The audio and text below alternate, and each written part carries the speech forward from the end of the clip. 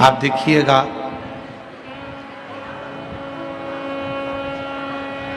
यदि पूरे महाराष्ट्र का अगर विकास देखना है और पूरे महाराष्ट्र में लक्ष्मी की उन्नति देखना है प्रत्येक व्यापारियों के चेहरे पर, प्रत्येक व्यापारियों के चेहरे पर अगर उन्नति देखना है और प्रत्येक व्यापारियों के चेहरे पर यदि तरक्की देखना है तो महाराष्ट्र का विकास श्रीपुर सिरपुर से देखने को प्राप्त हो जाता है और यहाँ से बढ़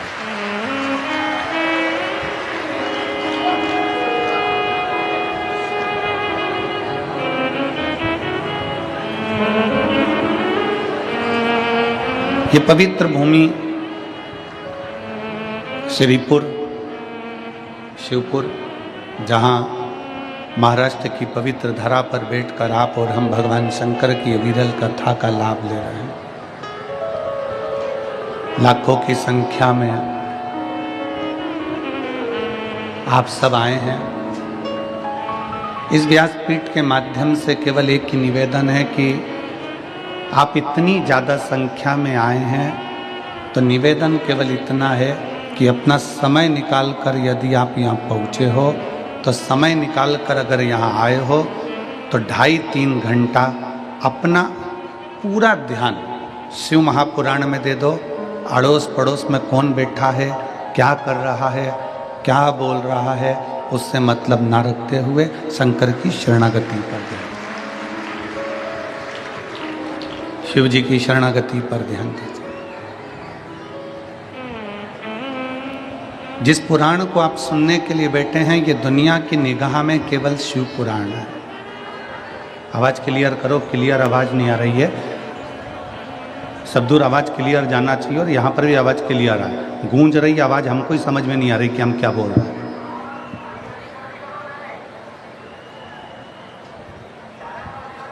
दुनिया की निगाह में ये केवल शिव पुराण हो सकती है।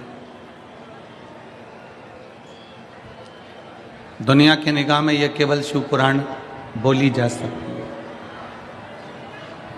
पर जिसने ध्यान लगाकर सुन लिया, जिसने दिल लगाकर सुन लिया, जिसने हृदय से श्रवण कर लिया, तो ये केवल शिव पुराण नहीं है, ये स्वयं मेरे गौरी शंकर का एक स्वरूप अपने दिल में बिठाना है, अपने हृदय में।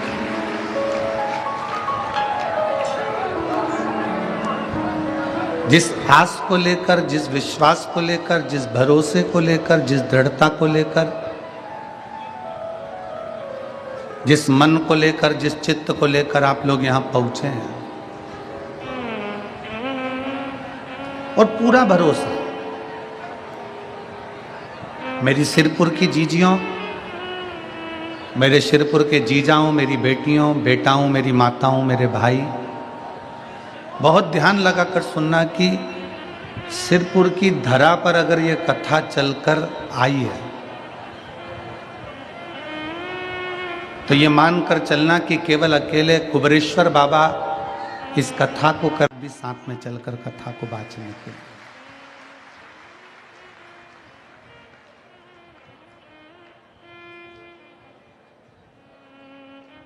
एक विश्वास, एक भरोसा, एक दृढ़ता।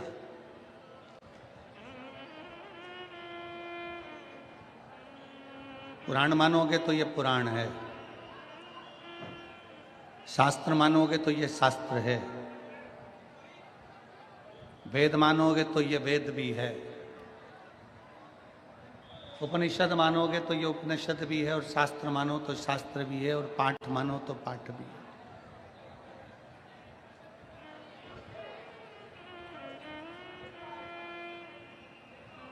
पर जिसकी चित्त वृत्ति में, जिसके हृदय में, जिसके दिल में, जिसके मन में जो आकांक्षा लेकर, जो इच्छा लेकर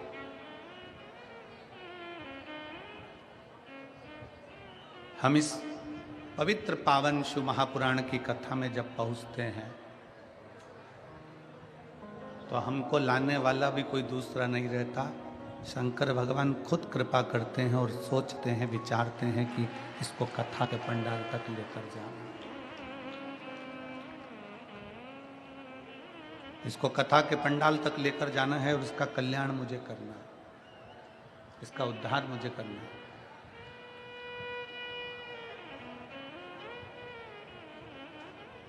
आज का जमाना बड़ा कॉपी करने का है। लोग एक दूसरे का पहनावा कॉपी कर लेते हैं। पड़ोसन ने अगर पीले कलर की साड़ी पहनी तो आपने पीली साड़ी पहनी। किसी की हेयर स्टाइल देखकर आपने अपनी हेयर स्टाइल को बदल लिया।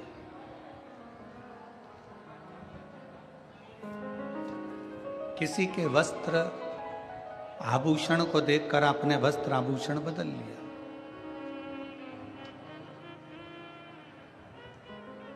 किसी के स्वरूप को देखकर आपने अपना स्वरूप बदल लिया। किसी के घर को देखकर घर बदल लिया, पर्दे बदल लिए, बेडशीट बदल ली। दुनिया बहुत कॉपी करती है। छोटे से बच्चे को बोलो कि तू कुत्ता की आवाज निकाल के बता, तो वो कुत्ता की आवाज निकाल। किसी व्यक्ति को बोलो कि तू गधे की आवाज निकाल कर बता, तो वो गधे की आवाज निकाल।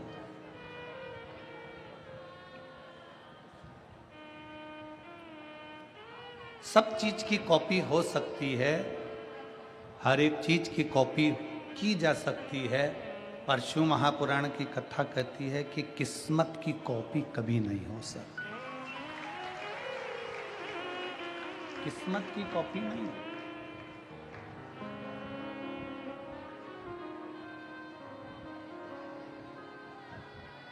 पहनावे की कॉपी कर सकते हो, कपड़े की कॉपी कर सकते हो, डिजाइन की कॉपी कर सकते हो, घर की कॉपी कर सकते हो, गाड़ी की कॉपी कर सकते हो, अपने आभूषण, रतन, माणिक, मोती, सोना, चांदी सब की कॉपी हो सकती है।